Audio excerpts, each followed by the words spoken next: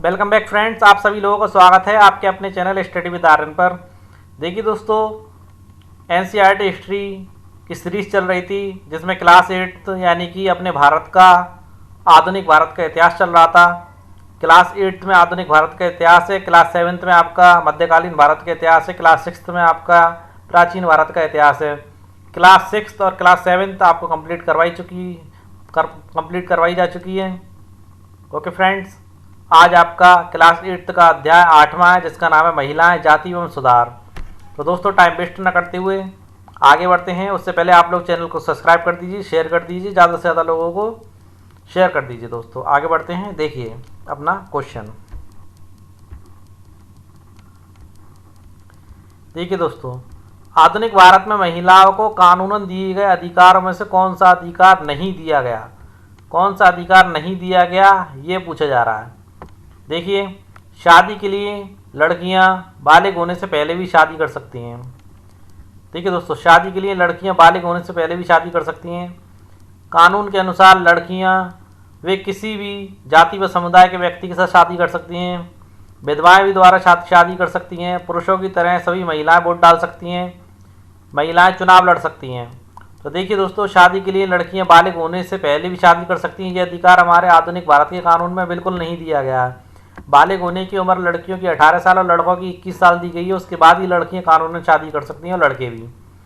बाकी का पॉइंट देखिए, कानून के अनुसार लड़कियां वे किसी भी जाति व समुदाय के व्यक्ति के साथ शादी कर सकती हैं। ये बात सत्य है कि कानून के अकॉर्डिंग भारत में लड़कियां या लड़के किसी भी जाति व समुदाय के व्यक्ति के साथ शादी कर सकते हैं। इस चीज़ की उन्हें आज़ादी है। विधवाओं को भी दोबारा शादी करने का अधिकार दिया गया है हमारे कानून में, और महिलाओं को पुरुषों की तरह ही वोट डालने का अधिकार भी दिया है। ये बात आप सब लोग जानते हैं। और महिलाएं चुनाव भी लड़ सकती हैं, ये बात भी आप सब लोग जानते हैं। आगे बढ़ते हैं अपने अगले प्रश्न की ओर। देखिए, 200 साल पहले भारत की महिलाओं के संदर्भ में निम्नलिखित कथनों पर विचार कीजिए।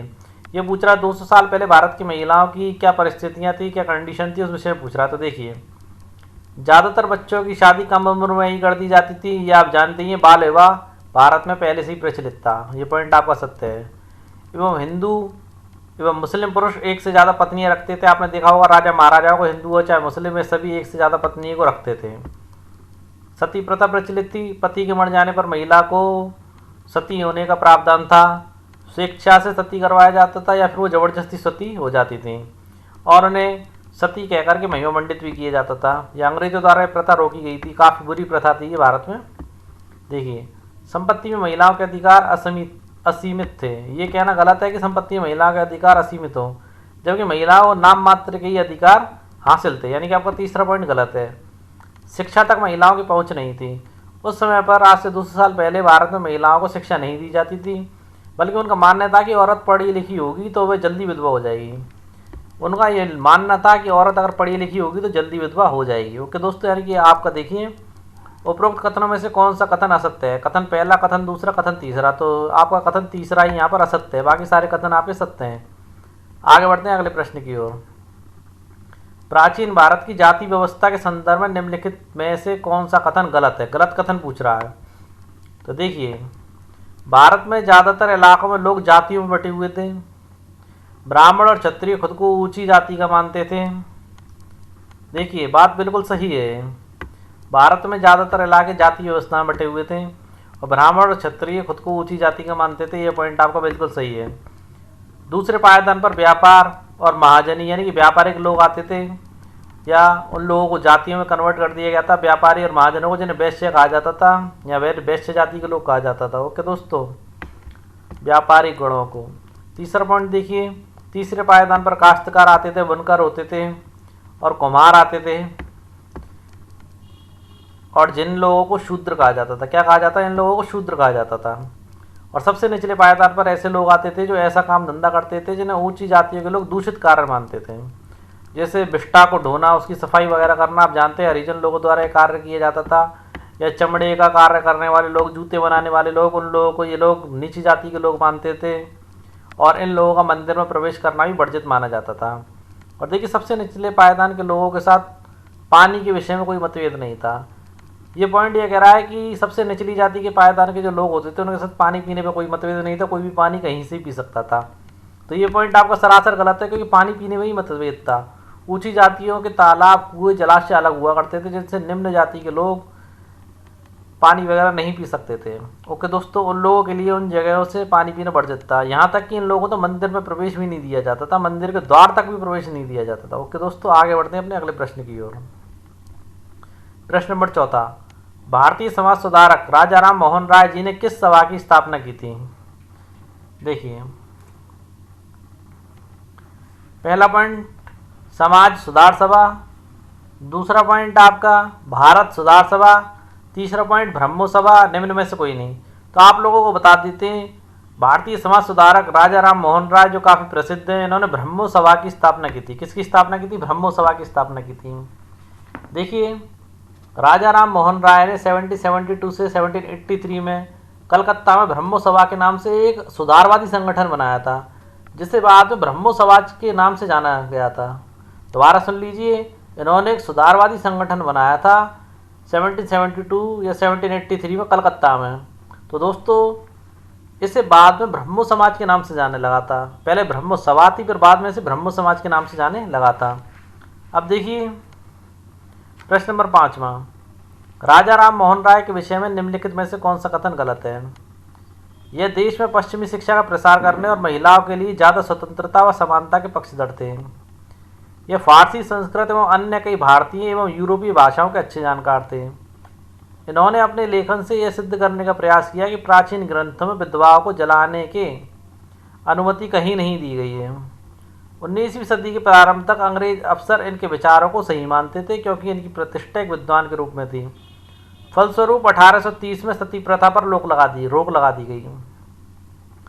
देखिए, यह देश में पश्चिमी शिक्षा का प्रसार करने और महिलाओं के लिए ज़्यादा स्वतंत्रता व समानता के पक्षधर थे। कौन? राजा राम मोहन राय। यह फारसी, संस्कृत और कई भारतीय यूरोपीय भाषाओं के अच्छे जानकार थे। ये पॉइंट भी आपका सही है। इन्होंने अपने लेखन कार्य से सिद्ध करने का प्रयास किया था और ये बताया था, जो इन्होंने जिस कुप्रथा का इन्होंने विरोध किया था, उस कुप्रथा के विषय में इन्होंने कहा था कि प्राचीन ग्रंथों में विधवाओं को जलाने का या सती होने का कहीं भी कोई उदाहरण या उल्लेख नहीं मिलता है। ये ब्राह्मणों द्वारा सती प्रथा प्रारंभ की गई, जो कि गलत है। देखिए, और 19वीं सदी के प्रारंभ तक अंग्रेज अफसर इनके विचारों से काफ़ी प्रभावित हुए थे और इनकी प्रतिष्ठा एक विद्वान के रूप में थी उस समय। तो इसका परिणाम यह हुआ कि 1830 या 1830 दे रखा है, जबकि 1829 में अंग्रेजों द्वारा सती प्रथा पर रोक लगा दी गई थी। ओके दोस्तों, यानी कि आपका ये वाला पॉइंट गलत है, चौथा पॉइंट। और गलत ही पूछ रहा है प्रश्न, गलत कौन सा? तो ये, क्योंकि सती प्रथा पर रोक अंग्रेजों द्वारा 1829 में लगाई गई थी। आगे बढ़ते हैं। ये देखिए, सती बालथाजर सोलविन द्वारा बनाया गया चित्र भारत आने वाले यूरोपीय चित्रकारों द्वारा बनाई गई सती की बहुत सारी तस्वीरों में से यह एक है। सती प्रथा को पूर्वी समाज की बर्बरता के सबूत के तौर पर देखा जाता है। आप देख ही रहे होंगे। और देखिए, बहस हुई थी राजा राम मोहन राय के समय में। किन लोगों में बहस हुई थी? जो सती प्रथा के समर्थक थे और जो सती विरोधी थे। तो उस बहस का एक अंश आप लोग जान लीजिए कि सती प्रथा के समर्थक जो थे क्या तर्क देते थे अपने सती प्रथा को चालू रखने के विषय में। देखिए, औरतें कुदरती तौर पर कम समझदार हैं, ये समर्थकों का मत था। औरतें कुदरती तौर पर कम समझदार हैं, बिना दृढ़ संकल्प वाली हैं, भरोसे के योग्य नहीं है। उनका मानना था कि औरत जो महिलाएं होती हैं भरोसे के योग्य नहीं है। उनमें से बहुत सारी खुद ही अपने पति की मृत्यु के बाद उसके साथ जल जाने की कामना करने लगती हैं, ऐसा सती प्रथा के समर्थक कहते थे। परंतु वे कहीं धधकती आग से भाग न निकलें, इसलिए पहले हम उन्हें चिता की लकड़ियों से कसकर बांध देते हैं। उनका कहना था कि हम जबरदस्ती किसी स्त्री को सती नहीं करवाते, बल्कि वो खुद ही अपनी इच्छा से सती होना चाहती हैं, मगर आग को देख करके या आग में जलने के कारण वहाँ से भाग ना निकले, इसलिए हम लोग उनको चिता की लकड़ियों से कसकर बांध देते हैं। अब देखिए, सती विरोधी क्या कहते थे? सती विरोधियों का कहना था कि आप लोगों ने महिलाओं को अपनी स्वाभाविक क्षमता का प्रदर्शन करने का मौका ही कब दिया है? फिर भला तुम ये कैसे कह सकते हो कि उनमें समझ नहीं होती? और बिल्कुल सही बात है। उस टाइम पर ना महिला को शिक्षा दी जाती थी, ना स्वतंत्रता मिलती थी, तो इसका आकलन कैसे किया जा सकता था कि उनमें समझ ही नहीं होती? अगर ज्ञान और शिक्षा के बाद भी कोई व्यक्ति ना समझ सकता हो या पढ़ाई गई चीज़ों को ग्रहण न कर पाए, तो हम उसे असक्षम मान सकते हैं।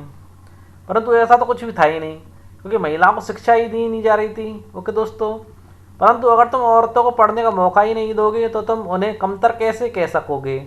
और ये मत बिल्कुल सही भी था, सती विरोधी मत था, और सती प्रथा का विरोध होना भी लाजमी था। अच्छी बात है कि आज के टाइम पर हमारे समाज में सती प्रथा जैसी कुप्रथा नहीं है। सती प्रथा के साथ साथ अंग्रेजों ने काफ़ी कुछ प्रथाओं पर रोक लगाई थी, जो कि अगर नैतिकता के दायरे में देखें तो गलत है, और एक तरीके से हिंसात्मक प्रथाएं थी। जो सती प्रथा हुई। दूसरी प्रथा देखिए नीचे, कुंडों पर झूलने का त्यौहार। देखिए कितना विभत्स त्यौहार था ये। देखिए इस लोकप्रिय त्यौहार में भक्त पारंपरिक अनुष्ठानों के तहत अजीब तरह से कष्ट सहने का अभ्यास करते थे। कितनी क्रूरता भरा त्यौहार था। देखिए वे अपनी खाल, देखिए वे अपनी खाल में कुंडा भेद कर एक झूले पर लटक जाते थे। देखिए कितनी बर्बरता भरी चीज़ थी। 19वीं शताब्दी के पूर्वार्ध में जब यूरोपीय अफसरों ने भारतीय रीति रिवाज और अनुष्ठानों को बर्बर कहकर उनकी आलोचना शुरू की, तो इस त्यौहार की खास तौर से आलोचना की गई थी। आज इस त्यौहार का अस्तित्व भी देखने को नहीं मिलता। अंग्रेजों ने सारे काम बुरे नहीं किए थे, कुछ काम अच्छे भी किए थे, जिनमें सती प्रथा पर रोक लगाना, इस कुंडों वाले त्यौहार पर रोक लगाना और भारत में कानून व्यवस्था प्रदान करना, काफ़ी अच्छे से अच्छे काम अंग्रेजों द्वारा किए गए थे। ऐसा ही नहीं था कि अंग्रेजों ने भारत को लूटा था, कुछ नैतिकता वाली चीज़ें ही भारत को प्रदान की थी अंग्रेजों ने। आगे बढ़ते हैं। देखिए क्वेश्चन नंबर 6, निम्न में से किस समाज सुधारक के विचारों से सहमत होकर अंग्रेज विधवा विवाह के पक्ष में कानून लाए थे। अब देखिए विधवा विवाह के पक्ष में विधवाओं को सब सती बना दिया जाता था, सफ़ेद साड़ी पहना दी जाती थी, बाल काट दिए जाते थे, गंजा बना दिया जाता था, किसी शुभ कार्य में उन्हें शामिल नहीं किया जाता था। तो विधवा विवाह के पक्ष में एक समाज सुधारक थे जिन्होंने काफ़ी प्रयास किया था। उनसे सहमत होकर अंग्रेज विधवा विवाह के पक्ष में कानून लेकर के आए थे। तो देखिए वो कानून किसके कहने पर लाए थे। राजा राम मोहन राय, या आपके ईश्वर चंद्र विद्यासागर, या स्वामी दयानंद सरस्वती, निम्न में से कोई नहीं। तो दोस्तों ये ईश्वर चंद्र विद्यासागर जी के विचारों से सहमत होकर के विधवा विवाह के पक्ष में कानून लेकर के आए थे, और इससे संबंधित महत्वपूर्ण बात नेक्स्ट पेज पर आपको बताएंगे। देखिए तेलुगु भाषी इलाकों में किस समाज सुधारक ने विधवा विवाह के समर्थन में संगठन बनाया था। वीर शरीलिंगम पंतलू, स्वामी दयानंद सरस्वती, ईश्वर चंद्र विद्यासागर, निम्न में से कोई नहीं। दोस्तों तेलुगु भाषी इलाकों में एक समाज सुधारक थे जिनका नाम था वीर शलिंगम पंतुलू। इन्होंने विधवा विवाह के समर्थन में संगठन बनाया था। इस पे भी जो महत्वपूर्ण पॉइंट है वो नेक्स्ट पेज पर आपको बताएंगे। अगला प्रश्न देखिए, 1875 में आर्य समाज की स्थापना किसने की थी। प्रश्न पूछ रहा है कि आर्य समाज की स्थापना किसने की थी। वीर शलिलिंगम पंतलू, स्वामी दयानंद सरस्वती, ईश्वर चंद्र विद्यासागर, राजा राम मोहन राय। तो दोस्तों आप लोगों को बता देते हैं 1875 में आर्य समाज की स्थापना आपके स्वामी दयानंद सरस्वती जी ने की थी। अब इन तीनों प्रश्नों के महत्वपूर्ण बिंदु देखिए प्रसिद्ध सुधारक ईश्वर चंद्र विद्यासागर ने भी विधवा विवाह के पक्ष में प्राचीन ग्रंथों का ही हवाला दिया। अंग्रेज सरकार ने उनका यह सुझाव मान लिया और 1856 में विधवा विवाह के पक्ष में कानून पारित कर दिया गया। कब किया गया? 1856 में। जो विधवाओं के विवाह का विरोध करते थे उन्होंने विद्यासागर जी का भी विरोध किया, और यहाँ तक कि उनका बहिष्कार भी कर दिया गया था। अगला प्रश्न देखिए विधवा विवाह के पक्ष में, ये देखिए तमिल क्षेत्र से संबंधित है। 19वीं सदी के अंत तक विधवा विवाह के पक्ष में चलाया गया आंदोलन देश के अन्य भागों में भी फैल गया। मद्रास प्रेसिडेंसी के तेलुगु भाषी इलाकों में वीर शलिलिंगम पंतलू ने विधवा विवाह के समर्थन में एक संगठन बनाया था। अब देखिए आर्य समाज के संदर्भ में महत्वपूर्ण बिंदु। उत्तर में आर्य समाज की स्थापना करने वाले स्वामी दयानंद सरस्वती ने भी विधवा विवाह का समर्थन किया। दयानंद ने 1875 में आर्य समाज की स्थापना की थी। आर्य समाज में हिंदू धर्म को सुधारने का प्रयास किया गया था। क्या किया जाता था आर्य समाज में? आर्य समाज में हिंदू धर्म को सुधारने का प्रयास किया गया था। ओके दोस्तों, महत्वपूर्ण बिंदु है, नोट डाउन कर लेना। यह आपके महर्षि दयानंद सरस्वती जी की चित्र है जिसे आप स्क्रीन पर देख रहे हैं। आगे बढ़ते हैं अगले प्रश्न की ओर। 19वीं सदी में भारत में लड़कियों की शिक्षा के संदर्भ में निम्नलिखित कथनों पर विचार कीजिए। कलकत्ता में ईश्वर चंद्र विद्यासागर जी ने और मुंबई में बहुत सारे अन्य सुधारकों ने लड़कियों के लिए स्कूल खोले। बिल्कुल सही बात है। ये लड़कियों को शिक्षा से बहुत सारे लोगों को लगता था, देखिए लड़कियों की शिक्षा से बहुत सारे लोगों को लगता था इससे लड़कियां बिगड़ जाएंगी, लड़कियों को सार्वजनिक स्थानों से दूर रहना चाहिए, ऐसा लोगों को तरह तरह की भ्रांतियां थीं। 19वीं सदी में पढ़ने लिखने वाली ज़्यादातर महिलाओं को उनके उदार पिता या पति की देखरेख में घर पर ही पढ़ाया जाता था। 19वीं सदी तक ये पॉइंट बिल्कुल सही बैठता है। कई महिलाओं ने बिना किसी मदद के खुद ही पढ़ना लिखना सीखा। ऐसी एक महिला आपकी है रास सुंदरी देवी। काफ़ी महत्वपूर्ण है, काफ़ी फेमस भी हैं, जिन्होंने रात में दिए की टिमटिमाती लौ में चोरी छिपे ही पढ़ना लिखना सीखा था। ओके दोस्तों, उपयुक्त कथनों में से कौन सा कथन सत्य है? तो दोस्तों यहाँ पर आपके सभी कथन सत्य हैं। आगे बढ़ते हैं अगले प्रश्न की ओर। देखिए, 19वीं सदी में भारत में लड़कियों की शिक्षा के लिए आर्य समाज और ज्योतिराव फुले ने किन प्रांतों में स्कूल खोले? पंजाब, महाराष्ट्र, राजस्थान, पंजाब, दिल्ली, पंजाब, निम्न में से कोई नहीं। तो आप लोगों को बता देते हैं, आर्य समाज ने लड़कियों की शिक्षा के लिए पंजाब में स्कूल खोला था। कहाँ खोला था? पंजाब में। और ज्योतिराव फुले ने लड़कियों की शिक्षा के लिए महाराष्ट्र में स्कूल खोला था। अगला प्रश्न देखते हैं। देखिए, 19वीं सदी में मुस्लिम महिलाओं की शिक्षा के संदर्भ में निम्नलिखित कथनों पर विचार कीजिए। भारत के कुलीन मुस्लिम परिवारों की महिला अरबी में कुरान शरीफ पढ़ना सीखने लगी। उन्हें घर पर ही पढ़ाने के लिए शिक्षिकाएं रखी जाती थीं। मुमताज़ अली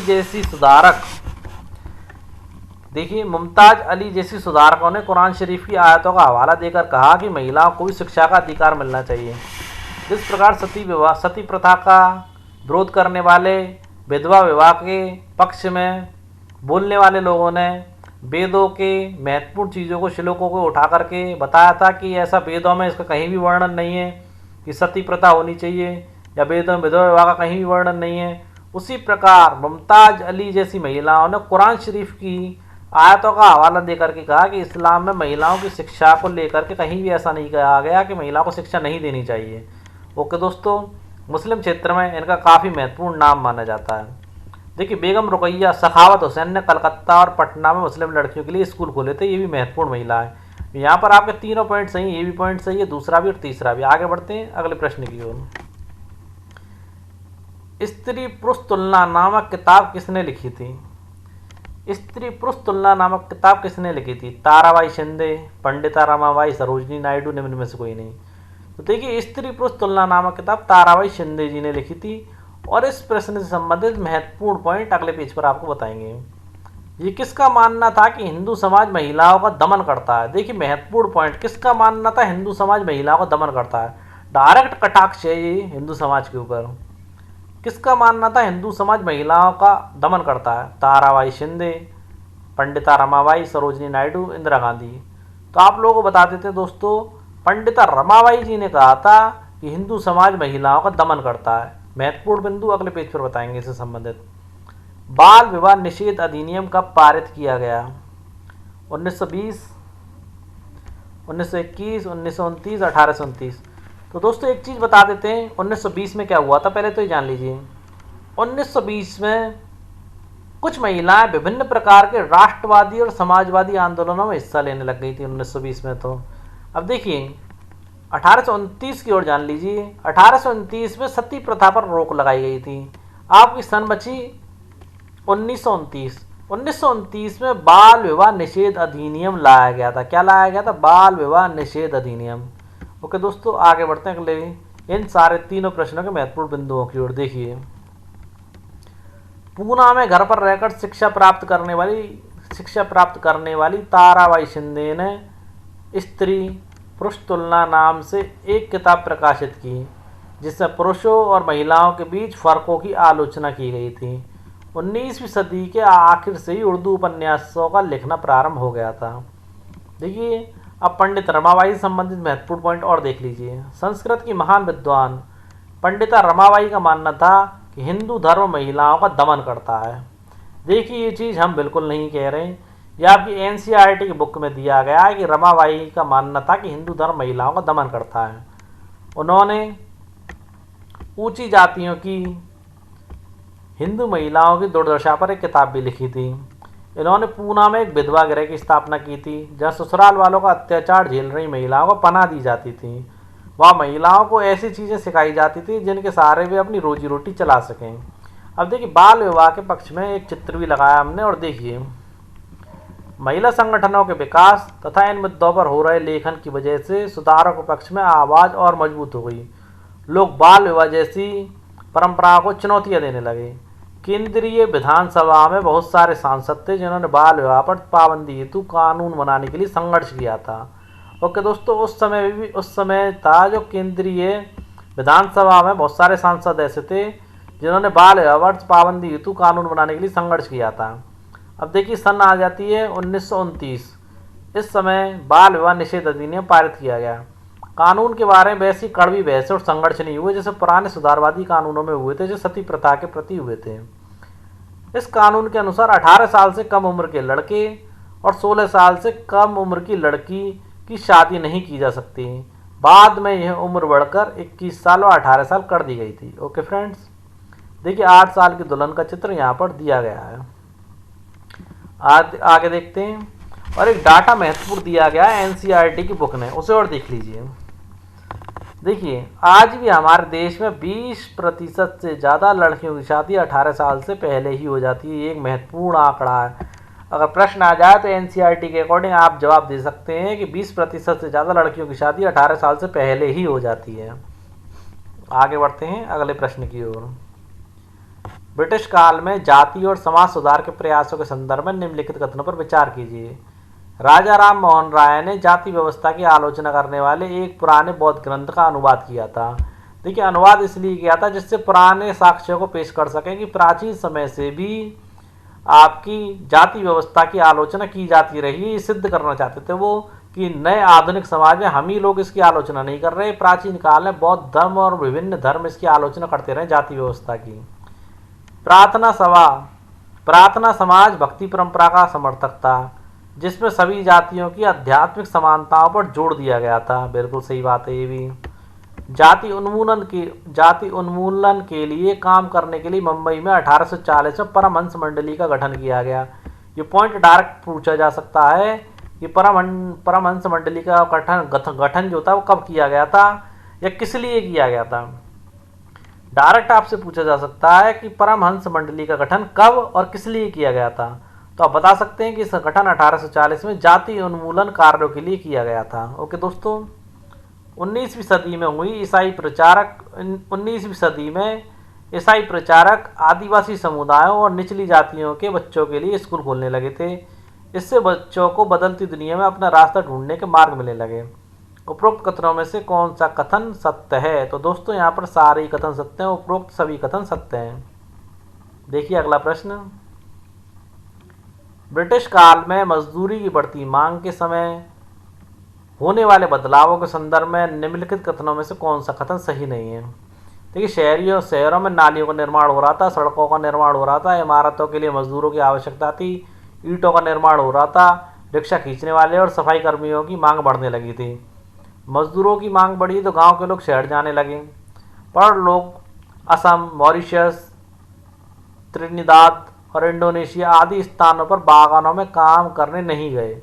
और ये पूछ रहा है सही नहीं है, तो ये कथन आपका सही नहीं है क्योंकि हमारे यहाँ से लोग असम, मॉरिशस, त्रिनिदाद और इंडोनेशिया जैसे वहाँ के बागानों में काम करने के लिए गए थे और ये सारे के सारे नावों के जरिए जाते थे। ओके दोस्तों, आगे बढ़ते हैं। निम्नलिखित युग्मों पर विचार कीजिए। मदिगा समुदाय किस क्षेत्र में रहता है, ये पूछ रहा है। तो पहले तो आपको बता देते हैं मदिगा समुदाय के बारे में महत्वपूर्ण बिंदु।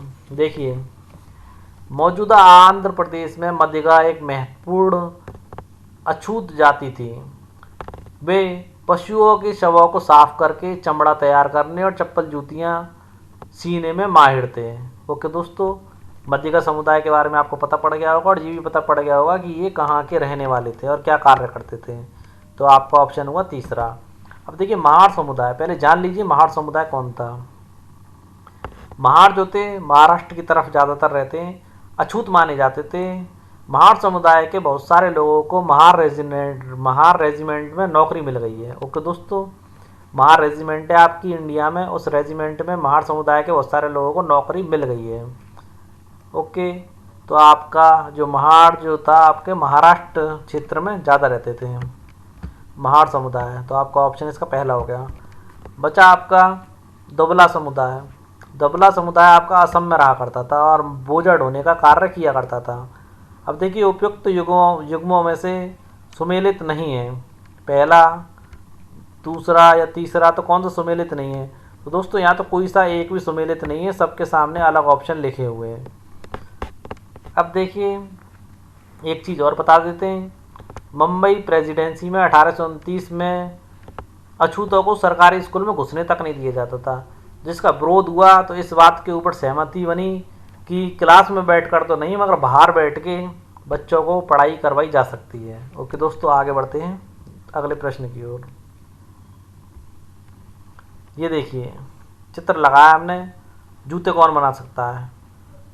चमड़े का काम करने वालों को परंपरागत रूप से नीची नज़र से देखा जाता है, क्योंकि वे मृत पशुओं का चमड़ा निकालते हैं, जिन्हें गंदा व दूषित माना जाता है। पहले विश्व युद्ध के दौरान सेना के लिए जूतों की जबरदस्त मांग पैदा हो गई थी, परंतु चमड़े के कामों के प्रति जातीय पूर्वाग्रहों की वजह से केवल परंपरागत चमड़ा कामगार और मोची जूते तैयार कर सकते थे। लिहाजा वे ज़्यादा कीमत की मांग करने लगे और उन्हें काफ़ी लाभ हुआ। जूते बनाते मदिगा समुदाय के लोग, ये हमने आप लोगों को बताई दिया, कहाँ रहते थे ये भी बताई दिया। और देखिए ये गुजरात के दोबला समुदाय के लोग हैं, बाजार से आम ढोकर ले जा रहे हैं। हमने आपको बताया था माल ढोने वाले लोग थे। आगे बढ़ते हैं। देखिए प्रश्न नंबर 18वां, सतनामी आंदोलन की शुरुआत किसने की थी? ईश्वर चंद्र विद्यासागर, पंडित रमाबाई, घासीदास, हरिदास ठाकुर। दोस्तों सतनामी आंदोलन की शुरुआत आपकी घासीदास द्वारा की गई थी। और इस प्रश्न से संबंधित महत्वपूर्ण बिंदु अगले पेज पर बताएंगे। जब तक अगला प्रश्न देखिए, भारत में समानता और न्याय की मांग करने वाले प्रमुख व्यक्तियों एवं उनके क्षेत्रों को सुमेलित कीजिए। देखिए इन लोगों ने भारत में समानता की मांग की थी और न्याय की मांग की थी। देखिए हरिदास ठाकुर, हरिदास ठाकुर के विषय में पहले जानकारी दे देते हैं आपको। हरिदास ठाकुर मतुआ पंथ के थे। कौन से पंथ के थे? मतुआ पंथ, जो पूर्वी बंगाल में कार्यरत था। कहाँ पर था? पूर्वी बंगाल में कार्यरत था। ये यानी कि आपका ऑप्शन इसका दूसरा हो गया। आगे देखते हैं श्री नारायण गुरु। पहले हरिदास के विषय में ही और बता देते हैं।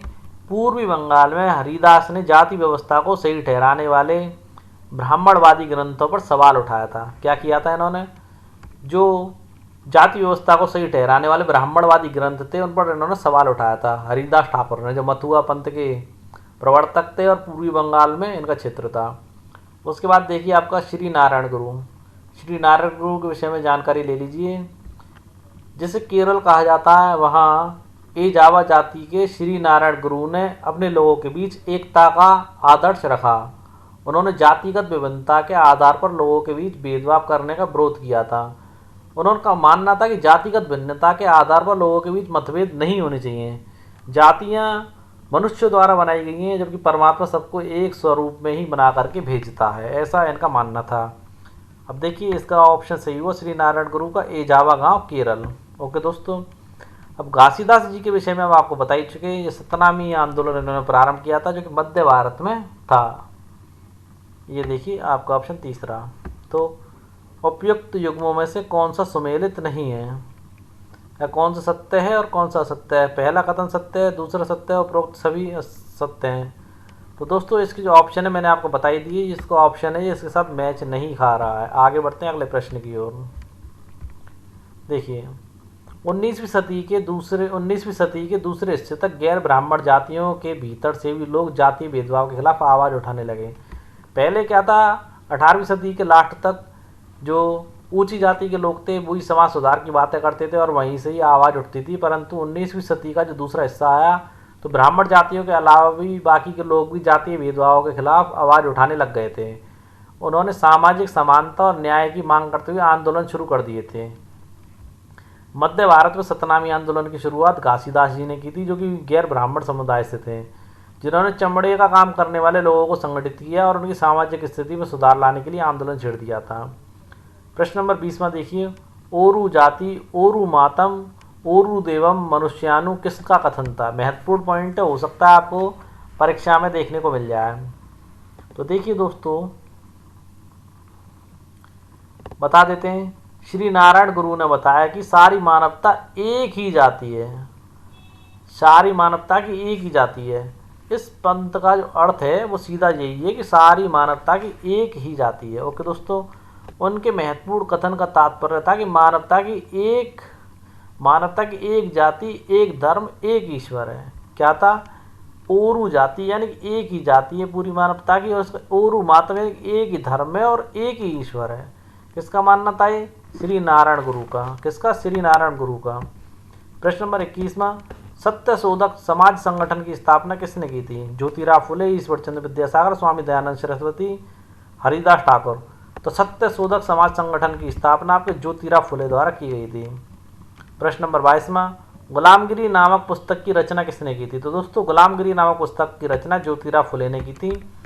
ज्योतिराव फुले जी ने ये बताया था कि भारत के अंदर जिन लोगों को शूद्र कहा जाता है वही वास्तविकता में भारत के मूल निवासी हैं, जबकि आर्य लोग बाहर से आए थे और इन्होंने यहाँ पर भारत के मूल निवासियों को डरा धमकाकर या उनके क्षेत्रों को लड़कर के जीत लिया और उन्हें अपना दास बना लिया या गुलाम बना लिया।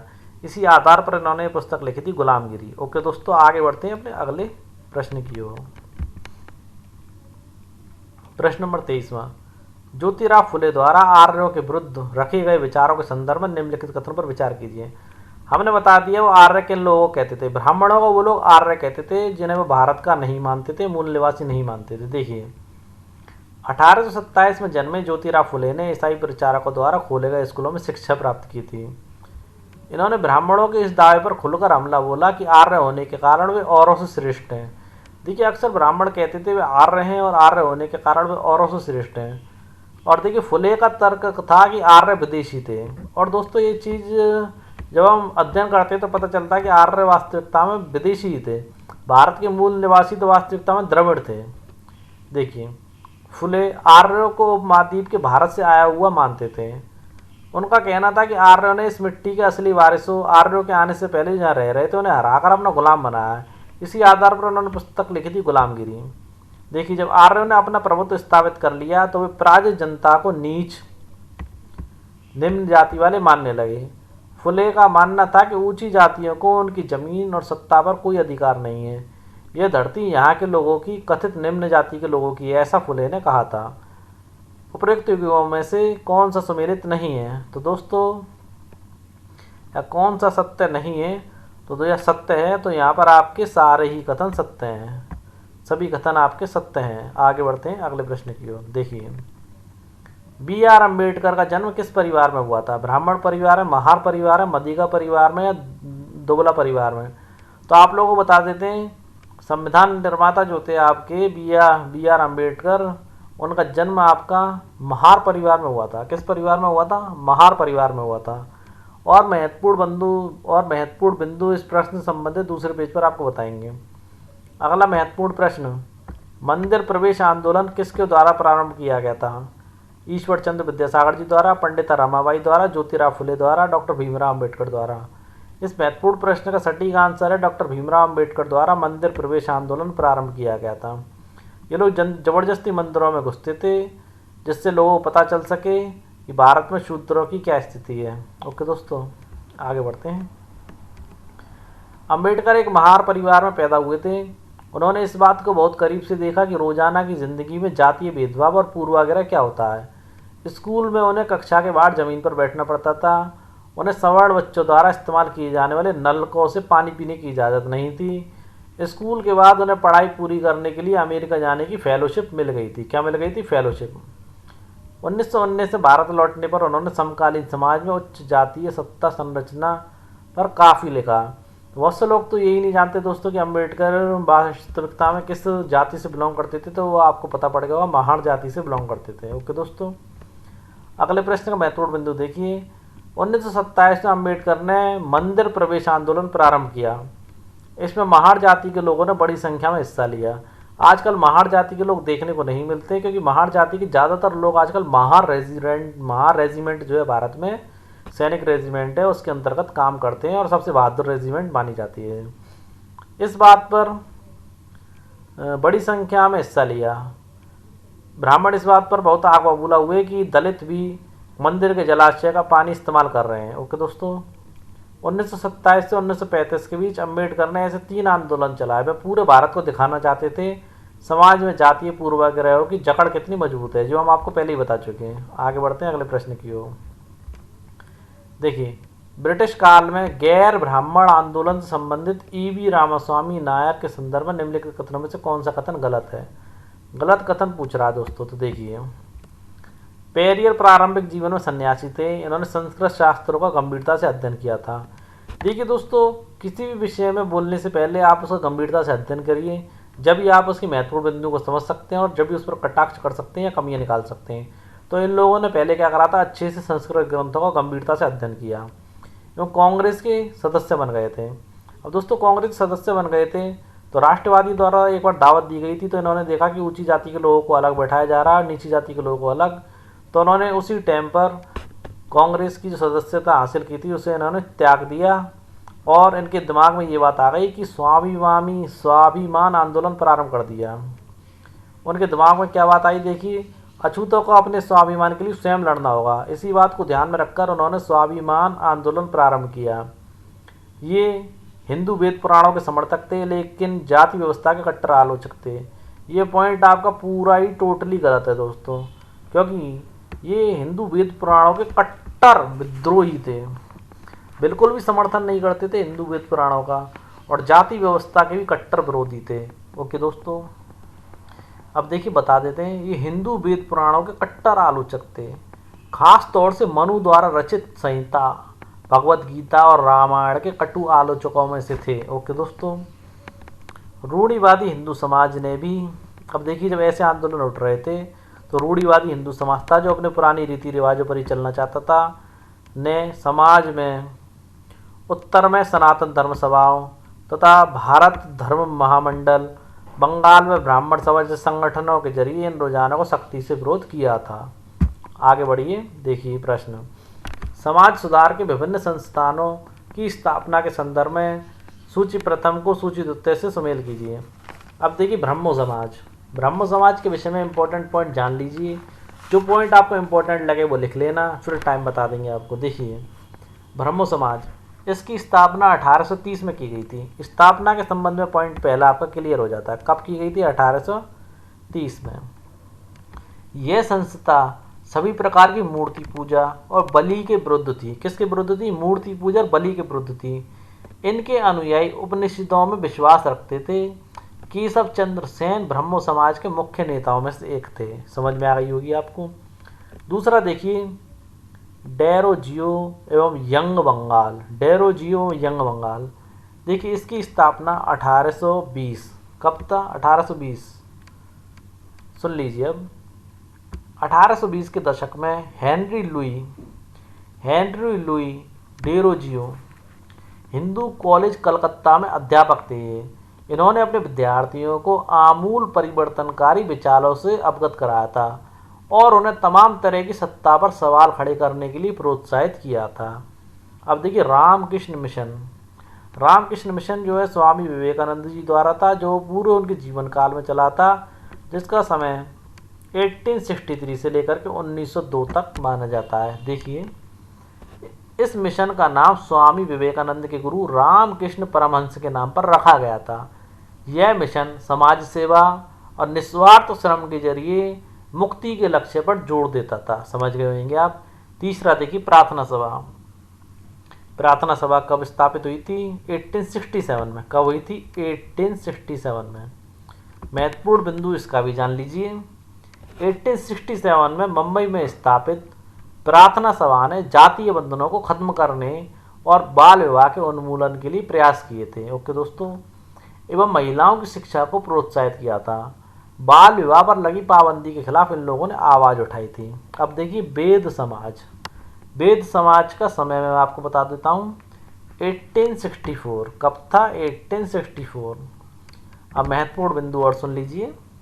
चेन्नई, मद्रास में 1864 में वेद समाज की स्थापना हुई थी। कब हुई थी? 1864 में। यह ब्रह्मो समाज से प्रेरित थे। कौन से? ये आपको ऊपर ब्रह्मो समाज इससे प्रेरित थे। इन्होंने जातीय भेदभाव को समाप्त करने और विधवा विवाह तथा महिला शिक्षा को प्रोत्साहित करने का काम किया था। क्या क्या काम किया था? जातीय भेदभाव खत्म करना चाहते थे, विधवा विवाह और महिला शिक्षा को प्रोत्साहन का काम इन्होंने किया था। अलीगढ़ आंदोलन, देखिए, अलीगढ़ आंदोलन आपका 1875 महत्वपूर्ण, पूछा भी गया है काफ़ी बार। अलीगढ़ आंदोलन 1875। देखिए, सैयद अहमद खान द्वारा 1875 में अलीगढ़ में खोले गए एंग्लो ओरिएंटल कॉलेज को ही बाद में अलीगढ़ मुस्लिम विश्वविद्यालय के नाम से जाना गया। यहाँ मुसलमानों को पश्चिमी विज्ञान के साथ साथ विभिन्न विषयों की आधुनिक शिक्षा दी जाती थी। ओके दोस्तों, इस प्रकार आपका पहले का चौथा है। तो देखिए, पहले का चौथा, दूसरे का पहला, तीसरे का दूसरा, चौथे का पांचवा, पांचवें का छठा और छठे का आपका तीसरा, यानी कि आपका ऑप्शन बी यहाँ पर सही है। आगे बढ़ते हैं अगले प्रश्न की ओर। देखिए, सिंह सभा आंदोलन कहाँ से प्रारंभ हुआ था? अवध से, इलाहाबाद से, अमृतसर से, दिल्ली से? तो आपका सिंह सभा आंदोलन आपका अमृतसर से प्रारंभ हुआ था। महत्वपूर्ण बिंदु इसको भी जान लीजिए। देखिए, 1873 में अमृतसर से ये आंदोलन शुरू हुआ था। बाद में 1879 लाहौर में भी सिंह सभा का गठन किया गया था। कब किया गया था? 1879। लाहौर में कब गठन किया गया इसका? 1879 में। ओके, और सुनिए, इन सभाओं ने सिख धर्म को अंधविश्वासों, जातीय भेदभाव और ऐसे आचरण जिसे वे गैर सिख समझते थे से मुक्त कराने का प्रयास किया। इन्होंने सिख समुदाय के लोगों को शिक्षा देने के लिए प्रोत्साहित किया, जिनमें अक्सर आधुनिक ज्ञान के साथ साथ सिख धर्म के सिद्धांतों को भी पढ़ाया जाता था। अब दिखाते हैं आपको एक चित्र और इस पाठ का अन्यंत्र वाला हिस्सा। देखिए, ये देखिए, खालसा कॉलेज है अमृतसर में। 1892 में सिख सभा आंदोलन के नेताओं द्वारा स्थापित किया गया था। किसके द्वारा स्थापित किया गया था? सिख सभा आंदोलन के नेताओं द्वारा स्थापित किया गया था। अब देखिए अन्यंत्र, इसमें गुलामों के विषय में बताया गया है, काले गुलाम और गोरे बागान मालिकों के विषय में। इन्होंने क्या करा था? साहब पहले ही आपको पिछले चैप्टर में बता चुका हूँ। गोरे बागान मालिकों को इन लोगों ने जला दिया था, जिसके कारण नील की खेती को बंद भी कर दिया गया था। अब देखिए, यहाँ पढ़िए, ये आप जान चुके हैं कि ज्योतिबा फुले ने अपनी पुस्तक गुलामगिरी में जातीय उत्पीड़न और अमेरिका में प्रचलित दास प्रथा के बीच एक तरह का संबंध स्थापित किया है। देखिए, 17वीं शताब्दी में जब यूरोपीय खोजी यात्री और व्यापारी पहली बार अफ्रीका पहुंचे तो उन्होंने गुलामों का व्यापार शुरू कर दिया। अफ्रीका के काले लोगों को पकड़कर अमेरिका ले आते थे, वहाँ के गोरे बागान मालिकों को बेच देते थे। उन्हें कपास और अन्य बागानों में काम करना पड़ता था, जो ज़्यादातर दक्षिण संयुक्त राज्य अमेरिका में स्थित थे। बागानों में ये गुलाम पौ फटने से लेकर देर रात तक काम करते थे। सही ढंग से काम न करने के नाम पर मालिक उन्हें सजा देते थे, कोड़ों से पीटते थे और तरह तरह की यातनाएं देते थे। देखिए, श्वेत और अश्वेत सभी तरह के बहुत सारे लोगों ने संगठित रूप से इस दास प्रथा का विरोध किया था। इसी क्रम में 1776 की अमेरिकी क्रांति की भावनाओं का हवाला देते हुए आह्वान किया, अमेरिका वासियों, अपने घोषणा पत्र को देखो, क्या तुम्हें अपनी भाषा भी समझ में नहीं आती? गेटिसबर्ग में दिए गए अपने अत्यंत भावप्रवण भाषण में अब्राहम लिंकन ने कहा, जिन्होंने दास प्रथा के खिलाफ संघर्ष किया था, वह लोकतंत्र के पथ प्रदर्शक थे। महत्वपूर्ण बात कही थी इब्राहिम लिंकन जी ने, जो अमेरिका के राष्ट्रपति थे। उन्होंने लोगों से आह्वान किया कि वे नस्ली यानी कि गोरे काले का भेद को छोड़कर समानता के लिए कदम उठाएं, क्योंकि धरती से जनता के द्वारा जनता के लिए सरकार का नाश ना हो।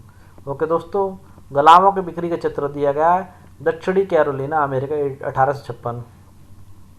यहाँ संभावित खरीदार नीलामी में अफ्रीका से लाए गए गुलामों की जांच पड़ताल कर रहे हैं, जिसका विद्रोह हुआ था। दोस्तों, हमने आपको बता दिया, नील विद्रोह के नाम से जाना जाता है।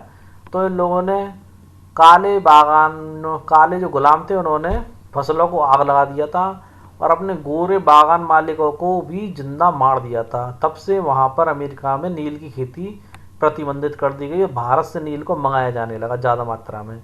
और ये आप लोगों को अपने पिछले अध्याय में पढ़ा चुके हैं।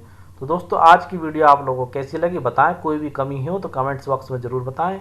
हमारी दूसरी वीडियो जल्दी आप लोगों को मिल जाएगी और जल्दी आपके मॉडर्न हिस्ट्री का जो चैप्टर है वो कंप्लीट हो जाएगा। 2 चैप्टर बचे हैं आपके, चैप्टर नंबर 9 और चैप्टर नंबर 10वां। फिर मिलते हैं दोस्तों जल्दी अपनी नेक्स्ट वीडियो के साथ। तब तक के लिए जय हिंद दोस्तों।